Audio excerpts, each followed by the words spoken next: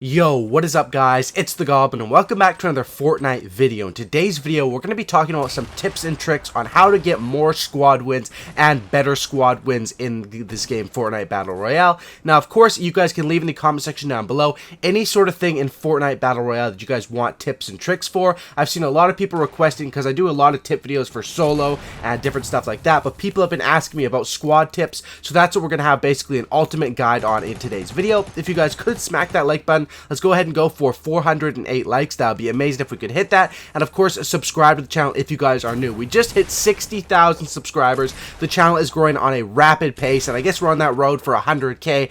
Gonna take a while, but it's just been insane, the growth. I just remember hitting 50k. Now we're already past 60k. So if you guys are new and not already subscribed, go ahead and hit that subscribe button. And of course, smack that like button. That would be amazing. And let's talk about squad. So I wrote down in my notes a full list from before the game, early game, mid game, late game, everything you want to know, and this is going to be how to do better and win more squad games. Now, the first thing is that to play in squads, to give yourself the best chance, you want to queue up with 4 people of decent skills and the same mindset. Now, what I mean by that is it's okay if certain players are maybe a 1 KD player and some players are a 3 KD player, but you want to play with people that have a decent amount of skill that you can rely on, at least to some sort of degree. You know, it's okay if you're not all on the exact same skill level, but you want to play with 4 people usually, because queuing up with 3 people in squads, of course, if you have 1, you should just do solo. If you have 2, you should do duo. But if you have 3, that's where it kind of gets iffy, because 3 people cannot go into a duo or a single game, so you have to go into squads, but you put yourself at a severe disadvantage. So I usually recommend waiting until you get that 4th friend online or something like that, because you will increase your chances quite a bit. Filling with a random teammate can be okay, but majority of the time they really don't talk on the mic. They are pretty useless the majority of the time, so wait until your 4th friend is on is definitely a major key. And also, you want to play with people that have the same mindset. Now, what I mean by that is, you know, certain people like to play slow, land at a place, loot up, play slow for the late game, play for wins. Other people like to go tilted towers every game, play for the win, or not play for the win, but play for straight up kills and then, you know, potentially get the win. You have to play with people that have the same sort of mindset as you, and, you know, it's easy to figure out after playing a couple of games with people. Are they the people that run straight to the enemies? Do they tactically approach the enemies, or do they run away? And you'll know that, you know, I know how all my different friends play, and I know that when I'm playing with certain friends, we're going all out for kills. When I'm playing with others, we're playing a little bit slower. You just have to understand that. Now, landing with squads is different than landing in solo, because you have to land at a place with loot for 4 people. Usually I recommend landing in a main city or somewhere that's pretty big. Salty Springs, Retail, Pleasant Park, Greasy Grove, of course Tilted Tower is probably number 1, but the key is when you're landing in those areas, you have to land fairly close to each other. So for example,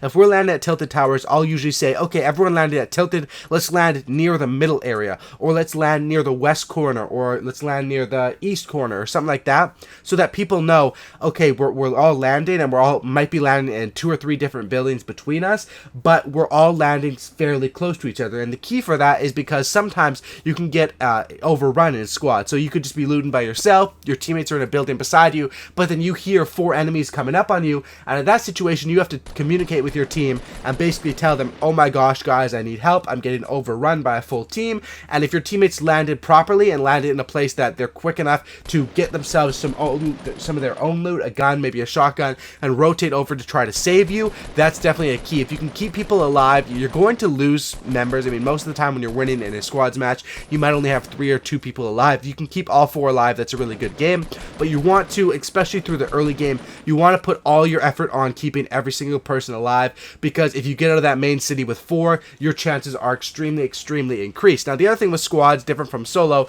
is of course you get knocked down instead of eliminated right away, and then of course you're down and you have to be finished off with another 100 HP. So the key to that is whenever your teammates are knocked, you have to rotate immediately, because a lot of people like to finish off enemies right away. Now, the way that I do it is if I knock a guy and there's no one around, I don't hear anything, I'll probably just finish him off. But if I knock a guy and I hear his teammates coming, make sure you just ignore that knocked enemy, because they can literally do nothing, and fight the person that's coming at you. Fight the person that's a threat. I see so many people that are just so excited to get 1 kill and finish off that kill that they ignore that the rest of the full team is pushing them and they have no chance in that gunfight. So that's what I would say for that. knockdowns versus eliminations. Now, some other keys with mid-game with this game is, as far as mid-game, you want to look out for yourself, but you also want to play as a team. And what I mean by that is it's always annoying when there's that one guy on your squad that says, I have no wood, I have no material, because he's never going out and farming the trees. You need to be able to move with your squad, but if you see a big, 3 big trees over there, go over there, farm that up with your pickaxe. Make sure you're looking out for yourself. If you see a chest over there in the distance that's not too far, go for it. Let your team know, hey guys, I'm going to go get this chest real quick, and make sure you're not looking out for yourself, but you're looted up on yourself. And that's something that a lot of people will just follow behind the team, and then the teammates will take all the loot and stuff like that. You need to make sure that you're getting out in front of that group, getting a decent amount of loot for yourself. And once you're over looted, that's when you have to start sharing. But not when you're over looted, but when you're looted to a decent amount. Maybe if your teammates are under looted, you have to share a lot of different stuff in squads. Now, mini shields come in a pack of 3. You can only use 2 of them max. So pop 2, drop that mini shield for the teammate who is the lowest. Share everything, especially when you have an abundance of stuff. When you kill a guy, maybe you run over and you have 500 ammo. Ask, does anyone need ammo? But make sure that if you're playing with people, maybe you're a lot higher skill. I know this happens for me sometimes, and I'm playing with people that are a little bit less skilled than me, or even a lot less skilled. You want to make sure that you have enough stuff, or the best player. If you're playing with someone that's a lot better than you, make sure they are fully looted up. Make sure the best players get the best stuff. I guess you could say it does sound kind of messed up, but if you actually want to win and do good, that is a major key. And then of course share everything else equally once everyone else is looted up like that. And that's what I would say, making sure your best players are looted up, and making sure that no one is hogging the loot, and you're splitting everything, fairly evenly after that, will be a good way to do it. Next thing is that you don't want to stack similar weapons. Now, what I mean by this is you don't want to have 4 people using snipers. You want to have at least probably 2 launchers on your team. This is going into late game once you find it. You want to have at least 2 launchers on your team.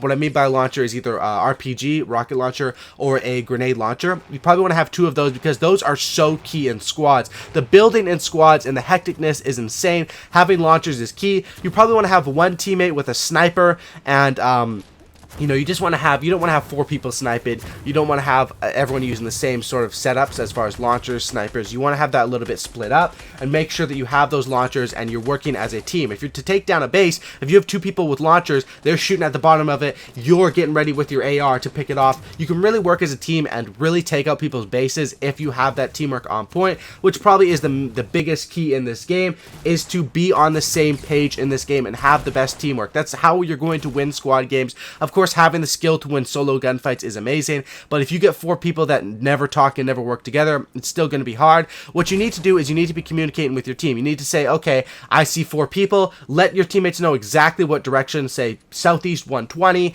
east 40, whatever it is. You need to let them know, and then as you're fighting those people, make sure you're communicating with your team. Okay, I just hit a guy for 150 health. That guy's going to be weak. We should probably push up. Or, guys, they really hurt me. I'm going to be weak. We need to slow this gunfight down. You need to be communicating with your team like that in gunfights. I hate playing with teams that are just completely silent, and then, oh, I didn't know you were knocked, or I didn't know you were weak. You have to make sure in those team-on-team gunfights, that's where communication really does become key. Also, another thing is that the fight for loot usually happens after that, which you have to be careful, because in this game, it can be hectic. If you get third-partied, that means there could be up to 12 enemies in one fight. So you need to be careful that even if you're fighting a solo team, I think this happens in this last fight here. There's like 15 people or something left, and then the whole game just ends up on this ridge because everyone is rushing. You need to make sure that, after you kill a team, don't just get extremely comfortable, stand still, and try to loot or switch your inventory around, because most likely another team is coming, especially when the zone is getting smaller and when it's getting more to late game. And just make sure you're all on the same mindset late game if you're going to push, if you're going to do that. Another thing is jump pads are extremely useful in this game, because of course most games one player is going to have a jump pad, which can be very useful if you get caught in the storm or something like that. Make sure you always ask, and make sure you're always checking your inventories to see if anyone on your team has a jump pad. Of course, you can only check your own inventory, but you can always say, when you're talking in the game or in the call in the Discord or Skype, whatever you guys are talking to your teammates on, you want to say, okay guys, does anyone have a jump pad? We could really use a jump pad here. Anyone have a cozy campfire? Anyone have a med kit? Don't be afraid to ask for stuff, but when it comes down to really small details like, oh my gosh, I need 10 more bullets, don't worry about that, because that's one of the most annoying things when people are asking for, I need one more bandage or something like that. That's really not as big of a deal as focusing up on the game. But if you need a med kit and you're at 10 health, be sure to vocalize that. Thanks for watching, guys. If you guys did enjoy this, I got 16 kills in this game. We got like a 32 kill squad win, so pretty good. Drop a like on this thing. Hopefully these tips will help you win more squad games. Subscribe to the channel if you guys are new. That's about it, guys. I'm out. Peace.